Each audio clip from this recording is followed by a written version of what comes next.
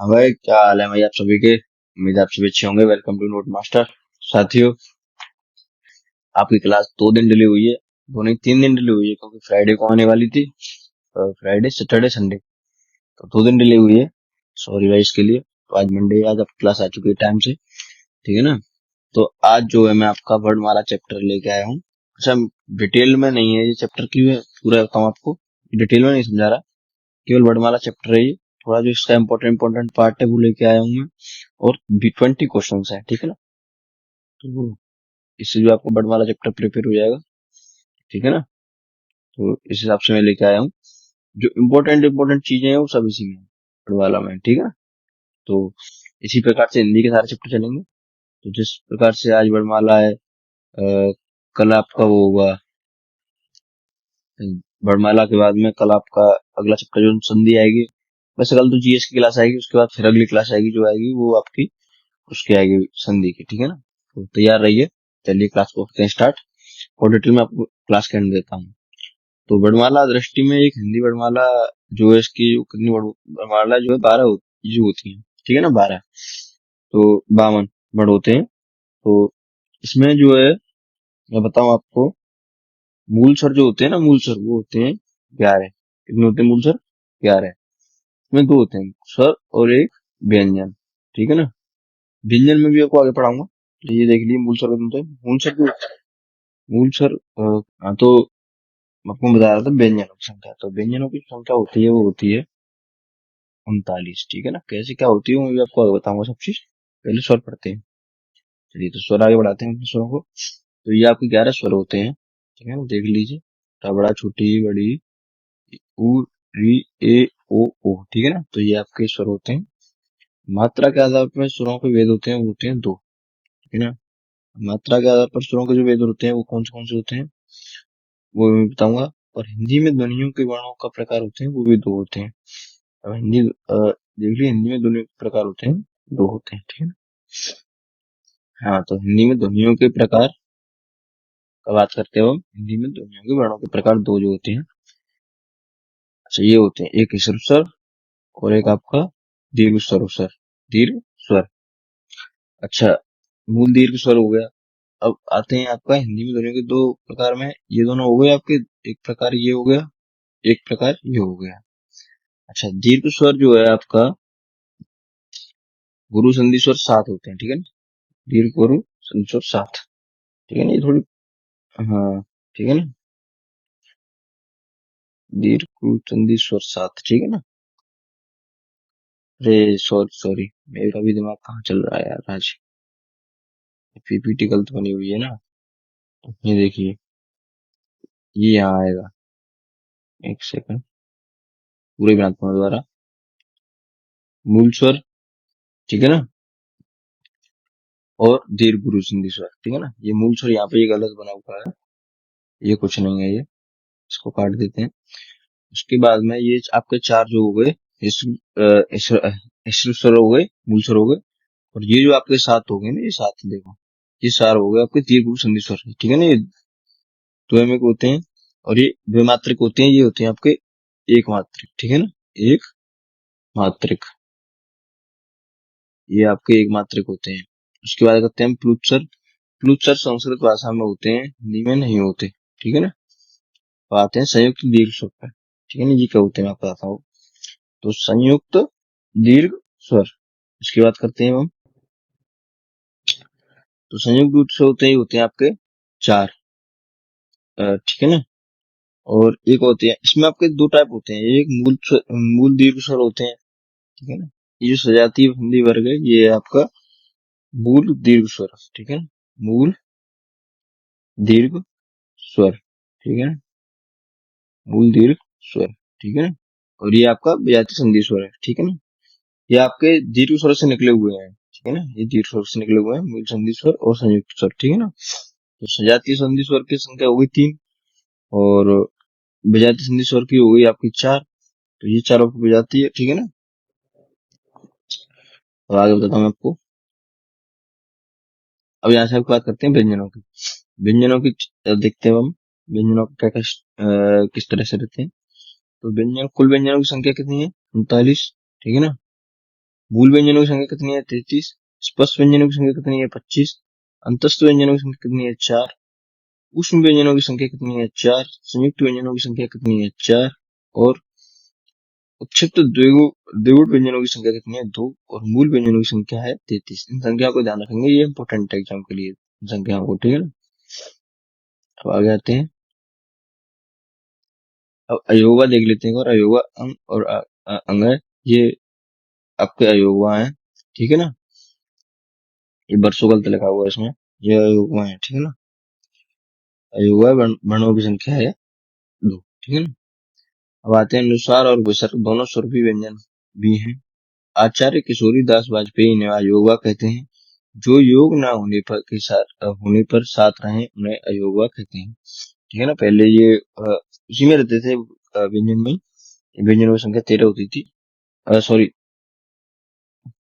ये स्वर में रहते थे, स्वरों की संख्या 33 होती थी, ठीक है ना। स्पर्श व्यंजनों की कुल संख्या 25 है, ठीक है ना। और अंतस्थ व्यंजन 4 होते हैं आपके, यार 11, ठीक है ना। उष्म व्यंजन भी 4 होते हैं, शा शा शा हा, ठीक है ना। तो जल्दी जल्दी पढ़ा रहा हूँ आपको, देख लीजिए। अच्छा ये और देखिए आप एक बार, यहाँ इस टेबल पर बताता हूँ आपको। ये आपके स्वर हो गए सारे, ठीक है ना। ये आपके अयोगा हो गए, ठीक है ना। अब आते हैं व्यंजन पे। स्पर्श या एक सेकंड, ये आपके वर्ग है, ये वर्ग इंपॉर्टेंट है, इनको याद कर लीजिएगा। इनकी याद करने की ट्रिक है कचट तप, ठीक है ना। कचट तप, ठीक है ना। तो ये बनते हैं का से, ये का वर्ग है, एक सेकंड, ये आपको का वर्ग है, क ख ग ग ग, ठीक है ना। ये चा वर्ग है, चा छा जा जा जा, ठीक है ना। टा वर्ग, और ये आपका ता वर्ग को दिखेगा नहीं, इसको आप नोट में उतार लीजिए अगर आपके पास नोट होगा, तो इसमें का वर्ग, चा वर्ग, टावर, टावर और पावर, ठीक है ना। इन सारे वर्ग को उतार लीजिए। ये आपका अंतस्तु है, यार लेव मैंने बताया था अभी ऊपर। उष्म संघर्ष सा सा सा उष्म वर्ग, ठीक है ना। तो इनकी ट्रिक है आपकी, ये बना लीजिए कचट तप, ठीक है ना, ठीक है ना। तो इन वर्गों की संख्या जो है आपकी, वो आपकी 5, ठीक है ना। 5 इधर से हैं और 5 ही इधर से हैं, ठीक है ना। याद कर लेंगे इनको, ठीक है ना। और आपके आगत स्वर है अंग और अंग, और आगत व्यंजन है क ख ख ग ज उफ़, ठीक है ना। अच्छा संयुक्त अगर आपको कोई वर्ड तोड़ना है तो कैसे तोड़ेंगे? जैसे मैं छावर तोड़ना है, तो छावर को तोड़ने के लिए मैं तोड़ूंगा का और शा से, ठीक है। तरावर तोड़ना है तो ता पे ता पे ता के ऊपर ता और प्लस रा, ठीक है ना। तो इस तरह से तोड़ेंगे इसको। अच्छा मूल व्यंजनों की संख्या बात करते हैं। मूल व्यंजनों की संख्या होती है आपकी 33, ठीक है ना। संयुक्त व्यंजनों की संख्या होती है 4, और व्यंजनों की मूल कुल संख्या होती है 39, ठीक है। ध्यान रखेंगे। वर्णमाला की कुल वर्णों की संख्या है 52, ठीक है ना। तो मूल स्वरों की संख्या 11 हो गई, आपके 2 अयोगा हो गए, और व्यंजनों की संख्या हो गई 39, तो टोटल हो गए 52 वर्ण। मैंने आपको स्टार्टिंग में बताया था 52 वर्ण होते हैं टोटल, ठीक है ना। 52 52 वर्ण, ठीक है ना। तो ये आपका, अब एक बार मुख्य आधार पर देख लेते हैं ना, मुख्य आधार पर कि उच्चारण स्थान कैसे कैसे इनका। तो जो वर्ग नासिस्ता नाक से होते हैं ना, नासिक इसमें नाक सांस आती है, इसमें अंग डांग चुरुमय डा और ना और ना, ठीक है। दंत से आते हैं आपके रा और ला, ठीक है ना, दंत मूल है, ठीक है। और दंत वर्ग होते हैं तावर्ग। ये जो आपका तावर्ग का मैंने ऊपर बताया, देखिए तावर्ग, ये देखिए तावर्ग वगैरह, था था दा ना, जितने भी तावर्ग हैं वो दांत से छुप के आपकी आवाज निकलेगी, तो ये दंत वर्ग हो गया, ठीक है ना। दंत प्लस होस्ट वाह, ठीक है। दांत से और होस्ट से मिलते हैं वाह, वाह, ठीक है। तो उसमें उच्चारण कहाँ से होना है? दांत से और वहां से। अब आते हैं उष्ट पे। तो उष्ट पे आता है आपका ऊ और बड़ा ऊबर पे, ठीक है ना। अब आते हैं उष्ट प्लस कंठ पे। तो उष्ट पे मतलब आपका ये ऊँट हो गई, और कंठ माने आपको पहला, तो उष्ट प्लस कंठ पे आता है आपका ऊ और ओम, ठीक है ना। अब आते हैं आपके मूर्धा पर। मूर्धा, मूर्धन री और टावर शावर। मूर्धा यानी आपका ये गले का जीभ का हिस्सा है ना, से ऊपर वाला हिस्सा मूर्धा कहलाता है, तो मूर्धा ही होता है, ठीक है ना। तो अभी मैं आपको बताता हूँ इसमें आपका मूर्धा में आपका जो आता है आपका टावर का आता है, ठीक है ना। टावर, तो मैं आपको टावर दिखाता हूँ आपको। से ठा ठा ढा ढा ना, जी अब इनको बोल के देखिए, जीभ जो आपकी उल्टी हो रही होगी, ठीक है ना। जीभ आगे से थोड़ी उल्टी हो रही होगी, ऊपर वाले हिस्से में लग रही होगी, तो ये है आपका मूर्धा। तालु जो है, तालु ये ऐसा होता है, तो इसमें आपका ई चा वर्ग आपका पूरा इसी में आता है। चा वर्ग आपका ये रहा ना, चा वर्ग, छ छ ज झ। तो ये आपका चा वर्ग भी उसी में आएगा, ठीक है ना। अब आते हैं कंठ प्लस तालु। तो कंठ प्लस तालु मतलब आपका हो गया, कंठ ये हो गया और तालु ये हो गया। तो कंठ प्लस तालु ए यानी गले के अंदर से आवाज आएंगे ना, ए और तालु भी लग रही है। और ये कंठ वर्ग आपको प्रॉपर ए हो गया, ठीक है ना। कंठ हो गया, गला हो गया। तो इससे आती है अ और का वर्ग पूरा प्लस आ। तो इनको याद कर लेंगे। पीपीटी चाहिए मैं टेलीग्राम से ले लीजिए, टेलीग्राम का चैनल कर लेंगे वीडियो को डिस्क्रिप्शन में, तो पीपीटी वहां मिल जाएगी आपको, ठीक है ना। अगर आपको पीपीटी चाहिए नोट्स नहीं बनाने, तो पीपीटी वहां से ले लो, कोई दिक्कत नहीं है, ठीक है ना। तो ये आपकी हो गई। अब आते हैं कुछ एमसीक्यूज की तरफ। फिर जितना चैप्टर रह गया है ना, वैसे तो पूरा हो गया है, इसमें जो इम्पोर्टेंट था मैंने पूरा करा दिया। कुछ इसमें रह भी गए होंगे छोटे मोटे पार्ट, वो इतने आते नहीं है, इसलिए मैंने कराए भी नहीं है, ठीक है ना। और इसमें आपके, चलिए मैं क्वेश्चन कर देता हूँ आपके। लुंठित व्यंजन रह गए यहाँ पे कुछ, ठीक है ना। लुंठित व्यंजन वो सब क्वेश्चन से हो जाएंगे भी आपके, इसलिए मैंने कराए हैं ये सब। सघोष अघोष, महाप्राण अल्पप्राण, ये सब आपके क्वेश्चन से हो जाएंगे, तो दिक्कत नहीं है, इसलिए मैंने कराया नहीं है, ठीक है ना। चलिए मैं क्वेश्चन करा देता हूँ आपके। तो आपका पहला क्वेश्चन है ये, हिंदी। तो चलिए क्वेश्चन को स्टार्ट करते हैं। तो पहला क्वेश्चन है आपका, हिंदी वर्णमालाओं के कितने वर्ड होते हैं, कुल कितने वर्ड होते हैं। तो मैंने भी बताया था, हिंदी वर्णमाला में वर्णों की कुल संख्या कितनी है। तो ये आपकी 52, ठीक है ना, 52 बताया था मैंने। अच्छा स्वर कितने होते हैं, स्वर पूछे। तो स्वरों की कुल संख्या है 11। एक सेकंड, प्रश्न है हिंदी में कुल कितने व्यंजन होते हैं, बताइए कितने व्यंजन होते हैं। तो वही मैंने बताया था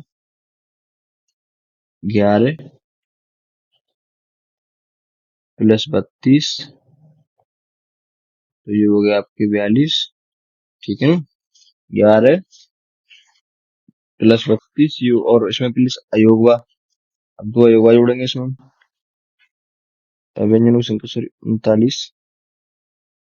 एक सेकंड, इसमें थोड़ी दिक्कत आ रही है। 11 प्लस 2 अयोगवा और प्लस 39 व्यंजन, तो टोटल होते हैं आपके 52 वर्ड, ठीक है ना। तो व्यंजन कितने जोड़े हैं इसमें हमने, तो व्यंजन हमने जोड़े हैं इसमें 39। व्यंजनों की संख्या इसमें ऑप्शन में दी नहीं है, तो एक ऑप्शन को काट देता हूँ मैं इसको, 35 वाले को यहाँ बोल लेंगे 39, ये हो गई। ये यार, तो ये हुआ 45, ठीक है ना। आ से अंक तक क्या कहलाते हैं, बताइए आ से अंक तक क्या कहलाते हैं। तो आ से अंक तक कहलाते हैं आपके स्वर, ठीक है ना, स्वर। निम्न में से कौन सा दीर्घ स्वर है। तो दीर्घ स्वर पूछा है आपका, दीर्घ स्वर हुआ आपका छोटा बड़ा, सॉरी छोटा बड़ा, बड़ा आपका दीर्घ स्वर होगा। ये किस प्रकार का स्वर है, इस स्वर दीर्घ स्वर फ्लूट स्वर संयुक्त स्वर। तो ये आपका ह्रस्व स्वर, ठीक है, ह्रस्व स्वर। चलिए, अंश से अंगात को क्या कहते हैं। तो अंश से अंगात को क्या कहते हैं, तो ये कहते हैं आपके अनुसार व विसार, ठीक है, अनुसार व विसर्ग कहते हैं अंश से अंगात। चलिए, क ख ग घ किस वर्ग में आते हैं। तो क च ट त प, तो का वर्ग में है ना, का से स्टार्टिंग है, का वर्ग। अरे यार, यार पता नहीं क्या हो रहा है इसमें, अच्छा मैंने क्लास ले ली इसमें। का वर्ग, ठीक है ना। चलिए, चा वर्ग किस वर्ग का व्यंजन है। तो चा वर्ग आपका किस वर्ग का व्यंजन है। अच्छा अच्छा, यानी चाय वर्ग का है, मैं भी आंसर बता ही रहा हूँ। चा वर्ग। ठ ठ ड ढ किस वर्ग का है। तो ये आपका ढा वर्ग का, ठीक है ना। चलिए, ता वर्ग का पूछा है, ये ता वर्ग हो जाएगा, ता था होगा। और पा वर्ग का पूछा है, तो पा फा होगा, ठीक है ना। सिंपल क्वेश्चन था, ये आपका रिवीजन था। अब आएगा ना, डा किस वर्ग का है, बताइए डा किस वर्ग का है। तो डा है आपका का वर्ग का। एक सेकंड, हाँ, का वर्ग का डा है आपका का वर्ग का। चलिए, यहाँ कितने किस वर्ग का है अभी। तो ये आपका चा वर्ग का, चा वर्ग का। यहाँ पूछा डा किस वर्ग का है, तो डा है आपका टा वर्ग का। ना किस वर्ग का है, तो ना है आपका ता वर्ग का। माँ किस वर्ग का है, तो माँ है पा वर्ग का। और यार लेवे क्या है, तो यार लेवे जो है ये है अंतस्थ स्वर व्यंजन, अंतस्थ व्यंजन। चलिए शा शा जा किस श्रेणी में व्यंजन है, तो शा शा शा जो है ये आपको उष्ण श्रेणी व्यंजन है। और छा क्या है, ये आपका एच डब्ल्यू क्वेश्चन। तो क्वेश्चन 20 हो गए हैं वैसे, उनमें एक टाइप पार्ट और करा दूंगा इसका वर्णमाला का इन टाइम पे, उससे तो वर्णमाला भी समाप्त हो जाएगा, कोई दिक्कत नहीं है। अगला संधि चैप्टर लेके आएंगे। जो कुछ भी डाउट रहेगा मैं पता है चैप्टर पूरा नहीं हुआ है इसमें, ठीक है ना, वो मैं आपका करा दूंगा। एक क्लास और लगा दूंगा इसकी, देखता हूँ कब लगाऊंगा। बाकी इससे इतना हो गया कि संधि चैप्टर चालू हो जाएगा, इससे कोई दिक्कत नहीं है हिंदी में, ठीक है ना। तो वैसे तो काफी डिटेल में पढ़ा, थोड़ा पता मुझे पता लाइट रहा है, टॉपिक छूट गए हैं इसमें, वो भी मैं आपको करा दूंगा, कोई टेंशन नहीं लीजिए, एक पार्ट लगा दूंगा इसका, ठीक है ना। फिलहाल मैं आप इतने को तैयार करिए। चलिए तो मिलते हैं अगली क्लास में, संधि क्लास में हिंदी को पढ़ाएंगे। फिलहाल में तो अब अगली आएगी जीएस की क्लास आएगी, वो देखिएगा। चलिए बाय बाय।